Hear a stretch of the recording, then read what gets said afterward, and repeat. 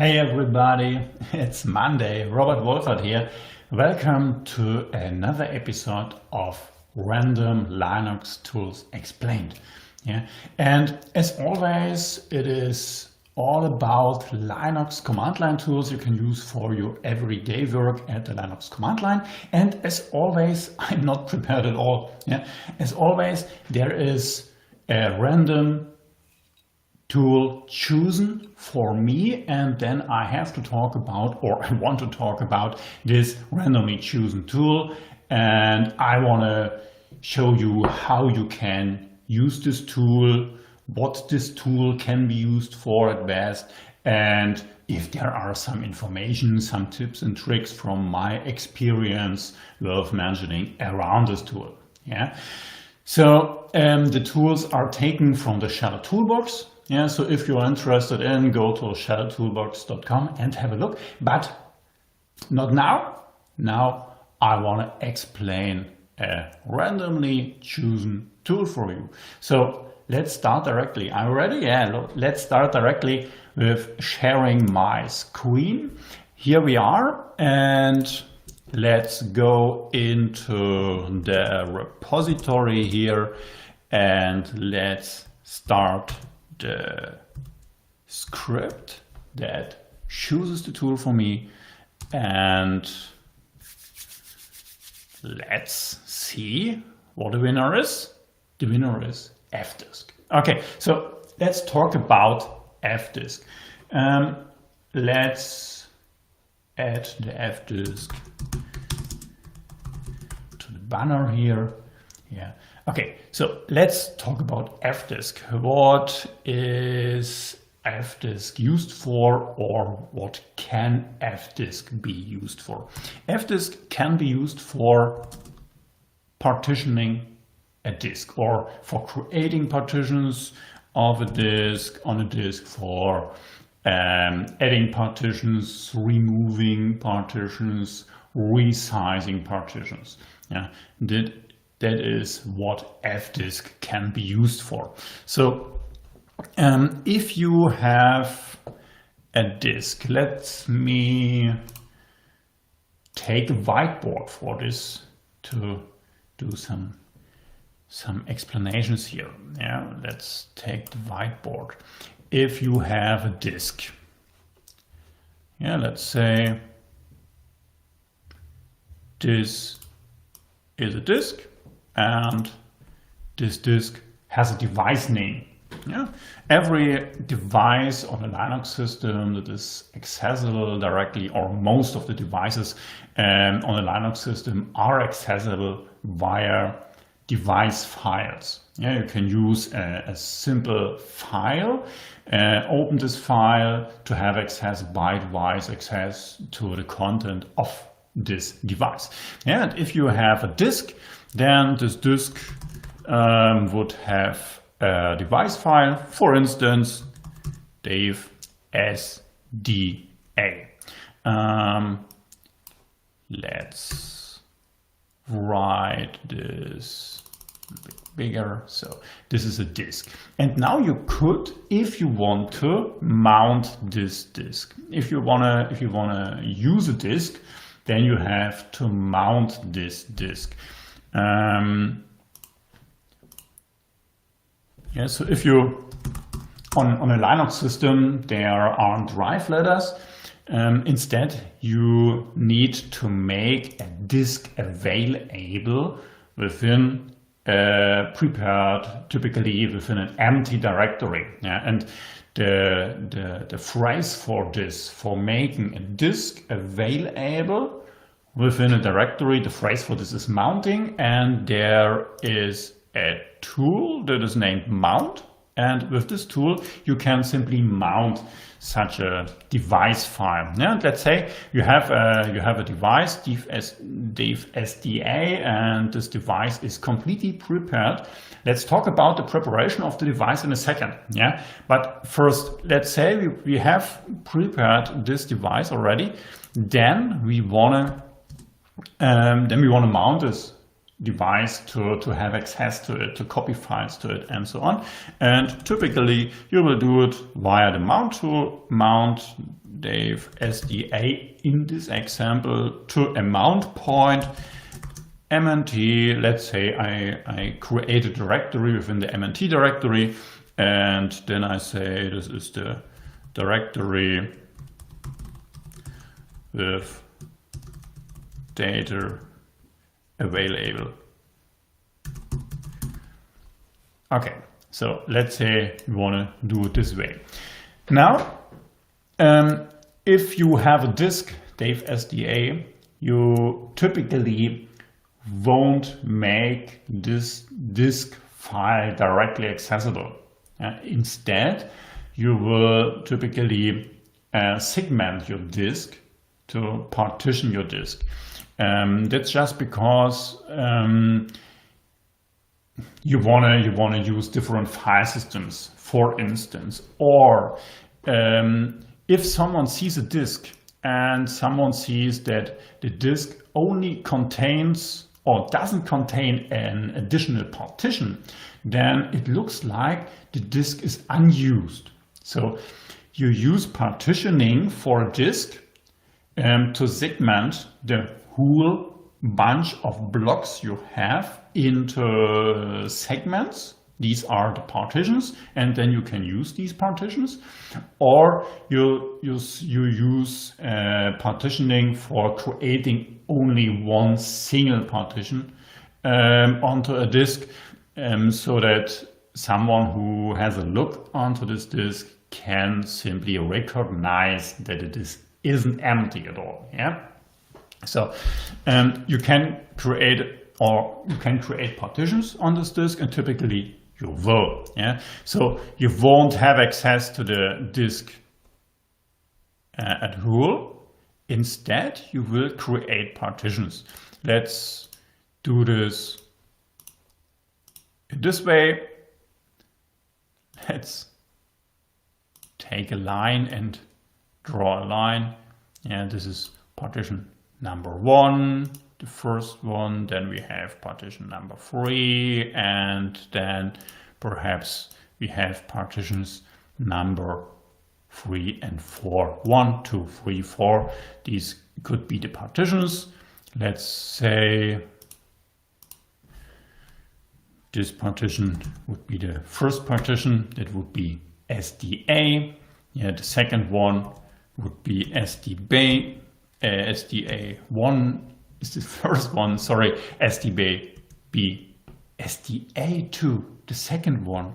Yeah, talking and typing at the same time. Not always easy for me, but yeah, difficult. So that would be or would be the partitions. If you partition your whole disk, Dave SDA, and segment this disk into 4 partitions, let's say, yes, then we would have the partition Dave SDA1, SDA2, SDA3, SDA4. And then if you mount something, then you mount the partition into this directory. Yeah. Okay, you could use the whole disk at once, yeah, but typically you will create partitions on the disk. And how do you do this? Yeah, well, simply by calling fdisk. And I have here an EC2 instance running within the AWS cloud. So let's have a look how the device file is named. And df gives me this information. df stands for disk free. It is the fastest way here to get the information. df shows me which partition or which disk is mounted into which directory. And what you see here is that we have one single partition, and this one single partition is made available to the root directory. To really use fdisk now, let's add a different partition or a different disk to this system. Let's try this. I have to open the console, the AWS console. I will show you the console in a moment. Then I go to the EC2 instance, the virtual machine that represents this demo system here, and I will add an additional disk to this system. Yeah, so let's first go to the instances running. I'm here. I don't want to show too much from my console here. Therefore, here you see it. No. I go to the instances. Let's have one single moment, and I will add a second disk, and then I will use Fdisk to add partitions to this single disk, and then within the last step I will mount these partitions.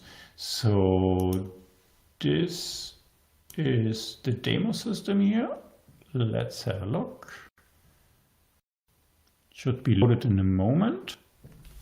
My demo system. Okay, here it is, my demo system, and let's go to the storage tab here to add storage to the system. Let's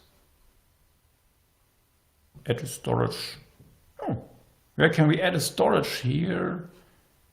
Instance state. No, this isn't the instance state. Let's go to the volumes. Let's simply create a new volume. Let's create a new volume, and let's add this volume to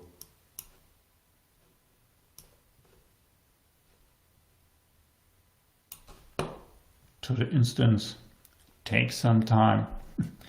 Okay, let's create a volume. Yeah, now I create a volume. I create a volume with a size of 100 gigabytes here. Within the availability zone, this should be the same availability zone where my instance is running in, and 100 gigabytes is great. No, not from a snapshot ID. I don't want to encrypt this volume. I add a tag here to let me recognize later what the disk is used for. I just need to check the availability zone where my instance is running, so that I can really attach this disk to the instance. Let's have a look. The instance is running. It's not as fast today. Don't know why. Okay. Let's add to this instance. This instance here is running within the availability zone. Let's have a look within the subnet, and the subnet is located within the availability zone, and I'm looking here for the availability zone names: EU West 1A, 1B, 1C. Yeah, let's have a look where this instance is running. I followed simply the subnet. Here in a moment we will have the subnet. Okay, and this subnet here is within the availability zone EU West 1A. Yeah, okay, this was what I was looking for. So let's create this volume. Now I have the volume, and now let's, what's the last volume here? I have created this volume here, and let's attach the volume. Let's attach the volume to the EC. This is the host here. Let's attach this. Okay, so takes a moment, and now this disk should be available here. How can we see this? How can we see this? Well, simply by calling fdisk. Fdisk can be used for listing all available partitions, for listing all available disks on the system. So fdisk-l, if called as user root, gives you the information which disks are available and how does the permissions look, the partitions look like. So we have one. Let's scroll a little bit back here. We have RAM disks. Then we have, after the RAM disks without partitions, we have a disk called div N4M Express 1 N1. Then we have N4M Express 0 N1. And these two partitions are 8 GB in size. And then I have added this additional disk here. So, and if I want to, so this is the device file for this disk. Let's say this is the device file. Here, this is the device file. And now I want to create partitions. And if I want to create partitions, or if I create partitions, then these partitions would have names like this. NVM Express 2 N1, and after that a P for partition, and then 1, 2, 3, and so on for the partitions. Okay, so let's create partitions. Let's open fdisk, sudo fdisk with this file. So this is the file. Let's open this. And if you call fdisk, you cannot do something wrong until you really write to disk, you explicitly write to disk what you have configured. You can do everything with an fdisk without destroying data. You don't destroy any data as long as you don't write, as you don't explicitly write your changes back to disk. And you write your changes back to disk by calling the W command for write here. As long as you don't do this, nothing will happen. You will always or only work with your partition table within the RAM. Okay, so let's have a look at the commands you need for running or for working with fdisk. First, you need a tool P. The tool P, or the command P, stands for print. That prints out the current partition table. And you see here that the device does not contain any recognized partition table. So this is a really new, completely empty disk we have added here. The first one, P for print. Then the next one is N for new. We want to create a new partition. How to create a new partition? Simply hit N for new and then answer some questions. First question, what do we want to create a primary partition, or do we want to create an extended partition? And an extended partition is a container for logical partitions. What's the difference between primary and extended partitions? The difference is simply that we have at the start of our disk, we have a partition table. Let's say here at start of disk we have a partition table, and this partition table here can contain information for up to 4 partitions. Yeah? Within the first sector of the device, within the first 512 bytes of the device, yeah, we have a table, the partition table,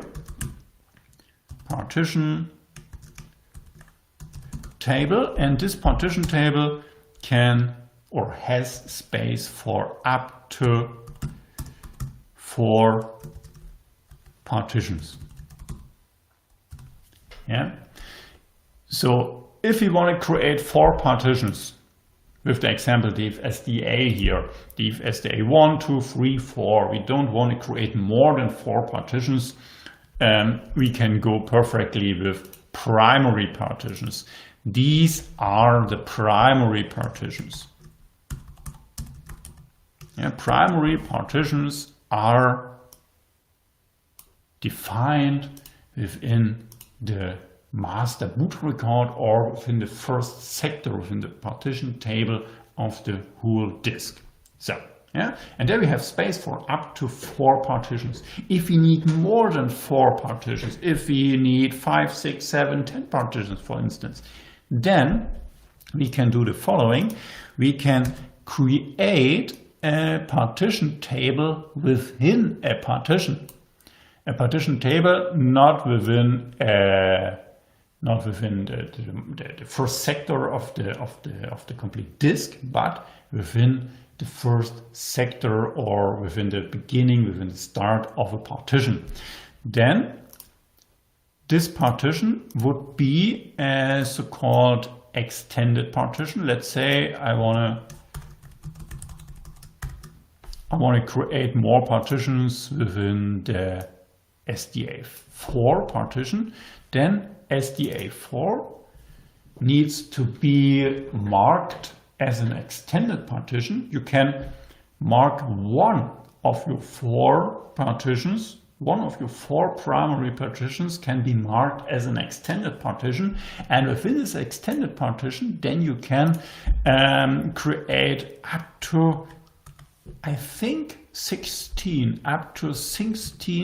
partitions, and these partitions then are the logical partitions. So this is the difference between a primary partition and an extended partition and a logical partition. Yeah? A primary partition is a partition that is directly defined within a partition table of the disk.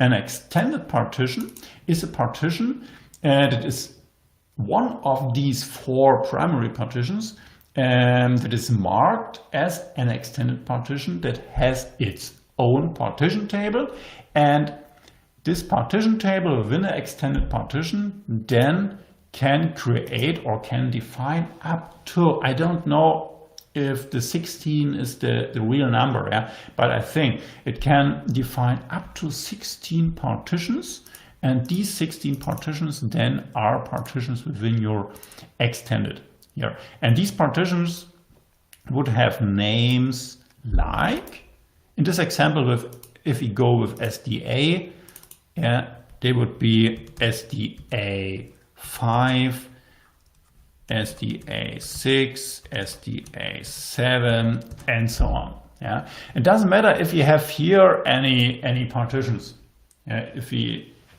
It could be that we only have one single primary partition, and this one single primary partition would contain all our real data partitions we need. Yeah, then all the logical partitions will start with the number 5. Yeah, and this is here what you see within the output. We have a primary partition. Primary partitions are free here. No, there are 4 free. Yeah, we have 4 free, and we can take extended partitions. Let's create a primary partition. Let's create a primary partition, and you see the partition number from 1 to 4. You can choose a number of your own. Yeah, you can choose the 1, the 2, the 4. Let's stick with the default. The default is always the value that will be taken if you just hit enter. Yeah, if there is a default, just hit enter to take this default. Yeah, no need to enter the 1 here and hit enter. And then you have to give the information from which sector, or from which sector to which sector the partition goes on the disk. Yeah, this is the start of the partition, and the end of the partition will be given here as sectors. We have default sector chosen here, 2048. That's just because of the block alignment. The Fdisk system tries to align the logical block you define within your partition, within your file system, that lives above the partition layer, tries to align the blocks between your logical in Linux OS addressable blocks, and tries to align these blocks to the physical blocks. So, and therefore we start directly at block number, or at sector number 2048. If you don't have any good reasons to change this start, just leave it to default. Just hit enter, and now we want to give the information what's the end of the partition. And you could choose a sector from or between 2048 until 209 billion and so on. And we don't want to give a sector size here or a sector number here. Instead, the Fdisk can do the calculations for us. We just want to give a size of a partition, and you do it this way. You just start with a plus sign, and then you say, okay, I want to have a 50 gigabyte partition, plus 50G, and then just hit enter. The default here would be the last sector of the disk. So if you create the partition with the default values, then you will end up with one single partition filling up your whole disk. So let's say I want to have a partition with a size of 50 gigabytes. And now we can, if we want to, have a look at the layout we've just created just by pressing P, running P as the command here. Now we see we have a partition with the device name dev and VM Express 2 and 1. P1 is the partition number 1 here. But nothing happened on the disk physical. We have created this partition in RAM. So if I would just hit Control C, let's hit Control C here, nothing was written to disk until now. I can start over again just by calling Fdisk and creating a new partition. Create a new partition, a new primary partition, partition number 1, and let's create partition from the sector, and let's say I want to have a 50 gigabyte partition. Let's create a second one. A new partition, primary again. Let's choose, or let's select the default partition number 2 here. We start our first sector here. This is the lowest possible sector now. Let's take this default. Let's say I want to create a partition with a size of 20 gig now. And now let's verify what we have done in RAM with the in RAM partition table. And we have just created a second partition from this sector to this sector. And let's create the last one. And let me check if you see everything. If you should see, I should see everything. Let's create the last one. New partition, primary partition again, partition number 3 now, and let's start the first sector. Let's take the default first sector. Let's now accept the default last sector, as we want to create a partition from the sector following this one. Yeah. And now we have p as print shows you that we have really the 30 gig partition added, and we have, this is the number of sectors we have here, and our third partition ends with the sector. Yeah, and you see every new partition, the next partition starts with the next sector following the previous partition here. Yeah. Okay. What can be said to the ID here? You can change something within the partition table. The partition table contains the number of the partition, the ID 1, 2, 3. The partition table contains the start and the end sector of the partition, and the partition table contains the ID of the partition. What type is this for partition? Yeah. By default, if you create a new partition, then Fdisk will create for you the partition with the partition ID 83, which means that this is a default Linux partition. If you want, you can create partitions for different systems, or you can create, for instance, or you can mark partitions for some special purposes. For instance, if you want to use this third partition as a swap partition, as a partition for swapping out RAM to disk, then you would just toggle this partition type, and you can do this via the T command line, or the T command here, the toggle command. Let's say I want to switch or toggle the type for the partition number 3. I don't know the type yet, so let's type in L to list all available or all well-known types. Yeah, and you see here that you have a number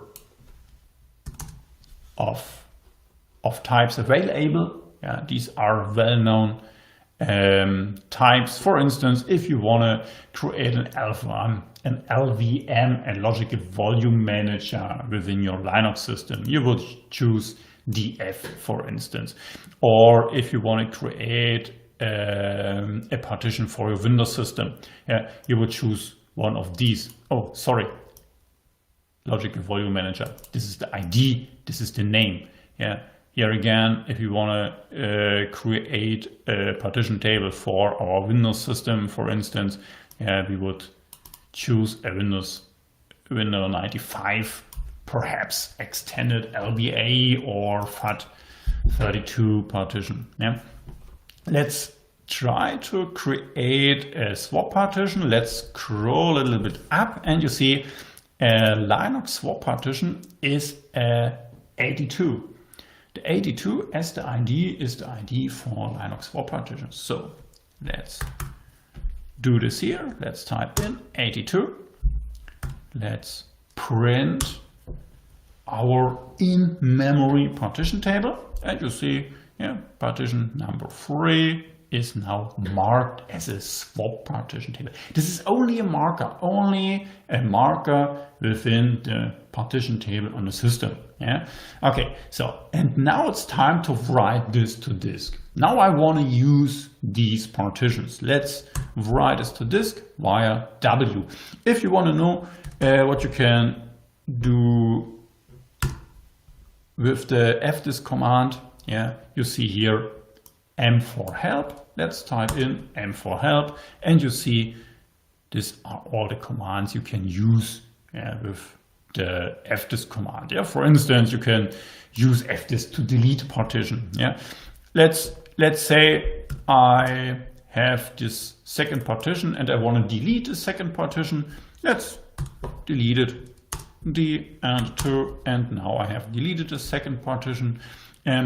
Now I want to resize this first partition. I want to resize the first partition so that it fills up the entire space in front of the third swap partition I've created here. Yeah.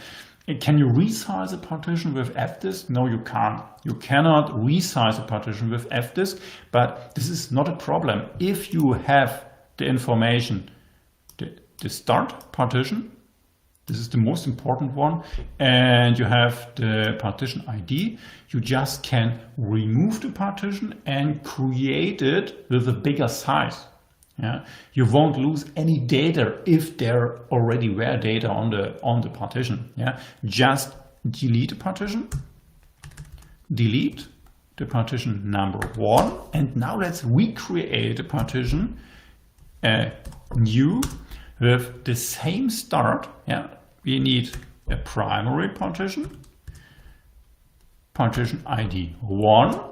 We need the same start as seen here, the 2048, and then we can take a new size. The new size has to be bigger or larger than the old size if there were or if there are already data on the disk. If the disk is empty, it doesn't matter where the end of the partition is. Yeah? But if there are already some data on the disk and you just want to resize, you just want to increase the size of your partition, always take a larger size than the actual size, not a smaller one, or you will lose data. Yeah. So the last end was this sector, and now default is this sector. This is the sector just before the start of the partition number 3. Perfectly. Yeah. We don't need to calculate ourselves. Yeah. Just use the default here. Have a look at the output of P. We print, and we see we have partition 1 now with a size of 70 gigabytes. Yeah. And here still the 30 gigabyte swap space. Now let's save this. Great, we have saved this partition table to the disk. And if you want to know if this worked, then just call fdisk with a -L command line switch. Yeah? You can call fdisk with a -L command line switch and omit any device at all. Then you will see all devices, all partitions on all devices.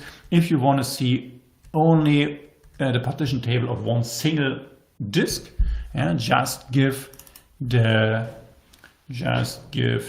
device file for the disk itself, not the device file for one partition, but the device file for the disk itself. Yeah, this is the disk itself, the NVRAM Express 2N1, 2N1.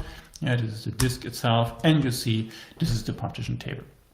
Sometimes if you leave the fdisk command while writing the partition table, you will get an error. You will get an error because the kernel don't want to reread the partition table. Yeah, sometimes if you repartition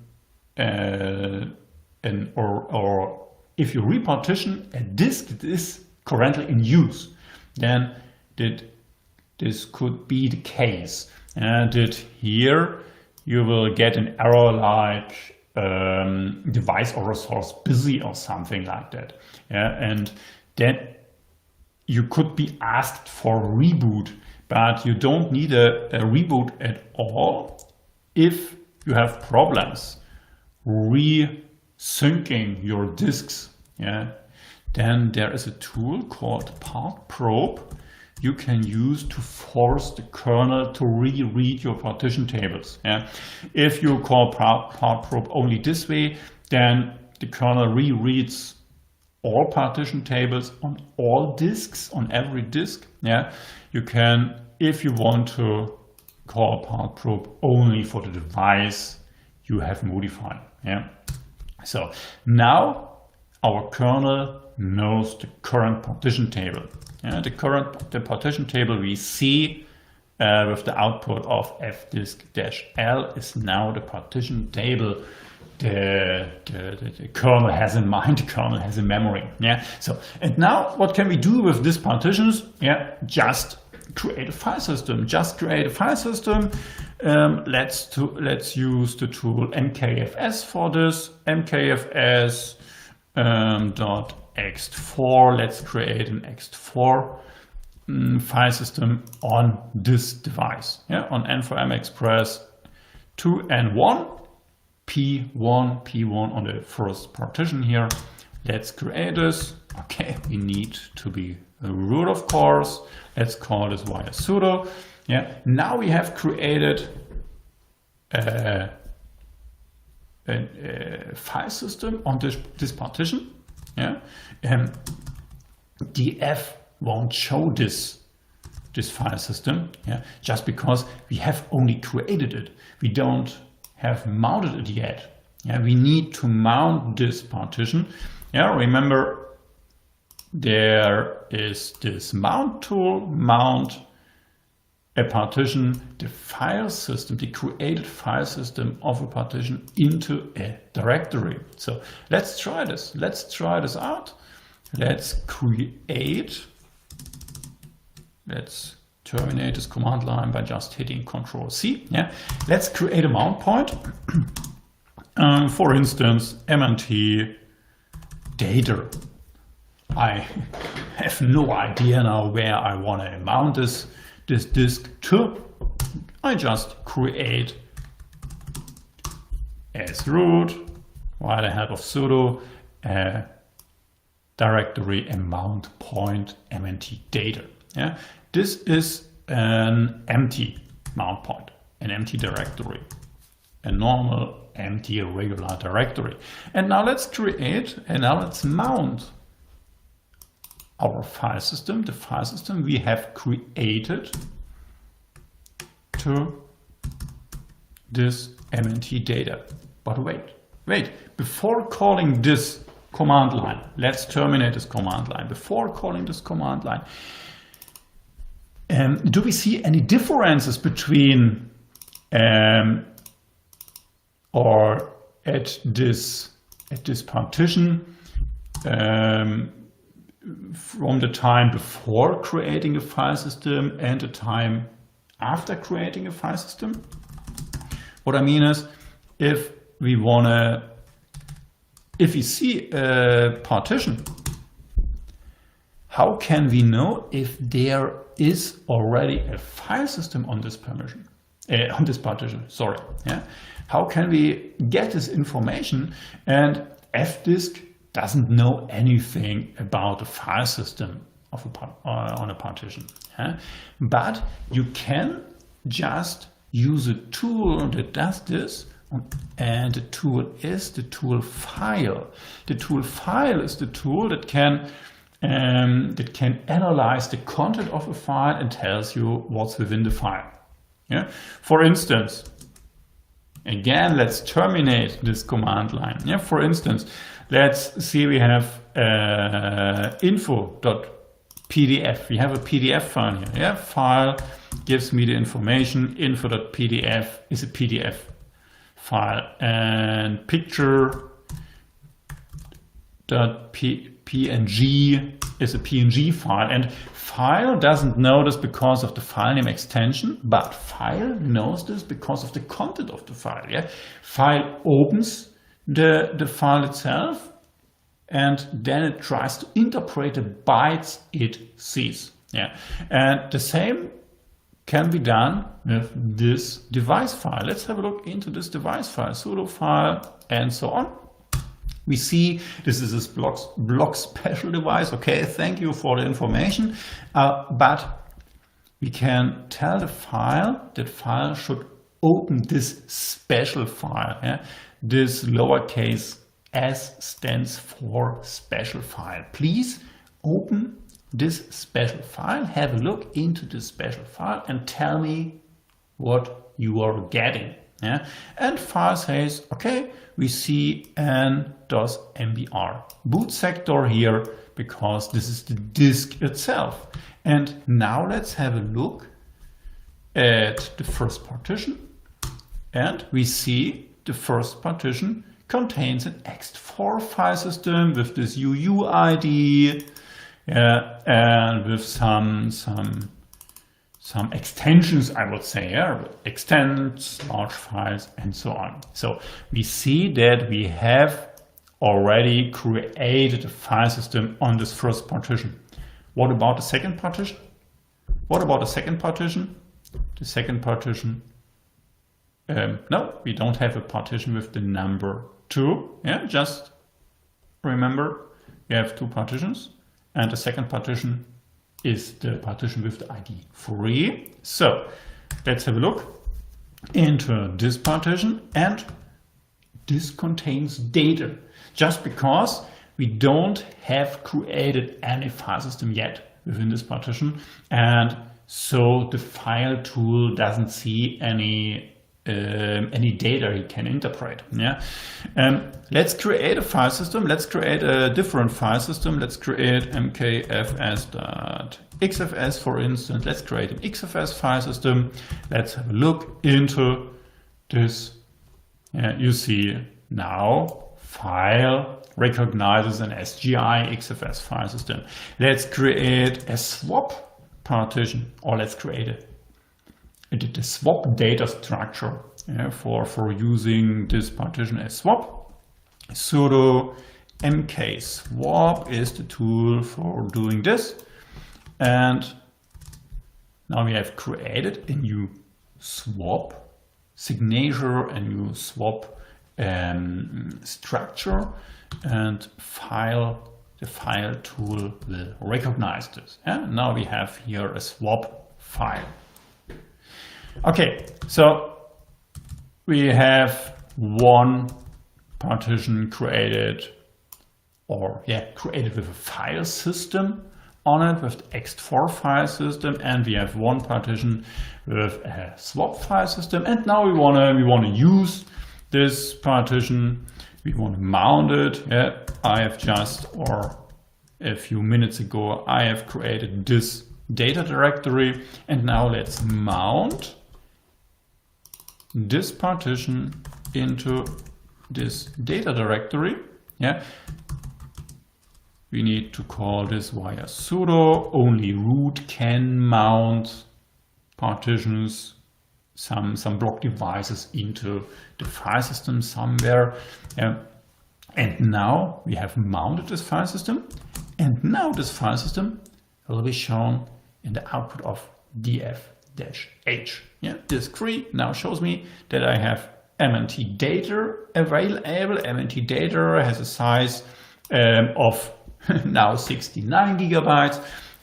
This is the partition that is used to mount or to make this space available. And okay, so this is now the file system. It is mounted, was mounted. Let's have a look, or let's copy some data. Let's do this via sudo copy -pr. Let's do a recursive copy of the etc directory into MNT Data. Let's touch a file data test 123 as root. Let's have a look. ls-l div MNT Data now contains the data I have copied or created on this disk. We have created an ext4 file system, like an ext3 or ext2 file system that always has a lost and found directory on the root of the file system itself. This is just for fragments, for data fragments that will be found upon a file system check, for instance. If you have a power loss and then you have a file system check, and the file system check finds some some data fragments, yeah, then these fragments can be found within this lost and found file directory. Yeah. Okay. So now we have done the whole thing. Yeah. We have added a new disk to the system. We have created partitions with the help of the fdisk command. Then we have created file systems. Yeah. We have created one ext4 file system, for instance, and then we have mounted this new file system into the MNT Data directory here. Yeah. Okay. If we would reboot the system, yeah, then we won't have access to the data mounted within MNT Data anymore. Yeah, just because the mounting isn't or doesn't persist across reboots. Yeah. If you want to have a mount that persists or is persistent across reboots, then you need to write this mount point or this information, yeah, what shall be mounted where, yeah, the device file and the mount point, and you have to write this into this file etcfs tab for the file system table. Yeah, etcfs tab. Let's have a look. Sudo fi. Let's take this into the clipboard. Yeah, let's add a line into the etcfs tab. The first line is always the what. The first field, sorry. The second field is always the where. This is the mount point here. MNT Data here for this example. MNT Data. Then we have an fs type. So we have here an ext4. If you don't know the file system type, for instance, this is a removable device. You have a USB disk, USB stick. Yeah, you don't know beforehand the file system type, then you could use auto for this. Yeah, but for us, we know that we have an ext4 file system. Then we have the options. Options, if we need some options like please mount this only read only, yeah, or mount this without the use of cache synchronous, yeah, then we could write all the options here comma separated. But if you don't need any special options, yeah, just use the placeholder defaults. And then for the sake of this lesson here, let's say we have two flags and these two flags are always zeros. Yeah, let's take it here, this simple. And now if I would reboot my system, then upon the next boot, the system will just mount this partition into this directory and apply the default options, and I would have access to this file system directly after reboot. Yeah. If we want to, finally, let's try this. Let's prove that this works. Yeah. What have we done? We have added this line into etcfs tab, this single line here. And now let's first mount the disk. Let's call umount MNT Data. Yeah, we need to be root for this. Yeah. Now we have an empty directory again. Yeah. df-h doesn't show anything about our newly created disk or newly appended disk, but yeah, we have the information within etcfs tab. And now upon reboot, during the boot, mount-a will be called, and mount-a now looks into etcfs tab and has a look which file systems should be mounted and which file systems are not mounted yet. And it will mount these file systems that are not mounted yet, and therefore after calling sudo mount-a, MNT Data should be available. Yeah? Let's check this out. Mount-a, we don't have any error messages here, and now let's have a look into MNT Data, and you see it was mounted. Yeah, great. So this time the video here was all about this video was all about Fdisk, creating partitions. There are other tools for creating or for managing partitions on your system. There is the tool, for instance, cfdisk. Cfdisk is a tool that gives you a more convenient way to work with your partitions. Yeah, let's call cfdisk via sudo. Yeah, we need to append the device file.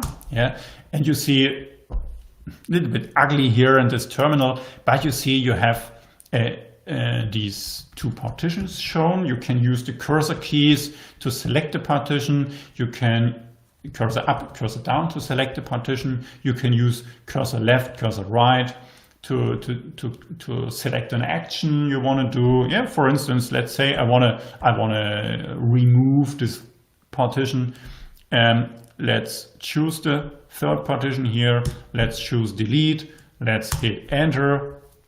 Partition was deleted. Now we have free space. Let's select free space. Let's go to new. Yeah, let's type in a partition size, 30 gig, for instance. Primary, extended, you already know the differences. Yeah, and now we have created a second partition, and this time it is called partition 2. Yeah, so this is the Fdisk, cfdisk. Sorry, cfdisk is the tool here. Yeah, you can quit a program here, turn without writing partition table. If you want to write a partition table, and do it here with the write statement. Let's just quit this tool, cfdisk for partitioning. If you want to script your partitioning, you can do this via the tool parted. Or if you want to back up your partition tables, if you want to restore your partition tables later on, then the tool sfdisk is the disk, or is the tool to go here. Yeah. So these are the tools for working with partitions. The Fdisk tool is always available. This is the old legacy, always available tool. Yeah, Fdisk. Then we have perhaps cfdisk available. Yeah, if you want to script, use parted. That is on modern systems always available, and sfdisk. For saving partition data, for restoring partition data later on. Yeah. Okay, so this were the information. I hope you learned a lot. If you have any questions, if something isn't crystal clear, or simply if you enjoyed this lesson, just let me know below this video in the comments. Okay, have a nice day and see you next time.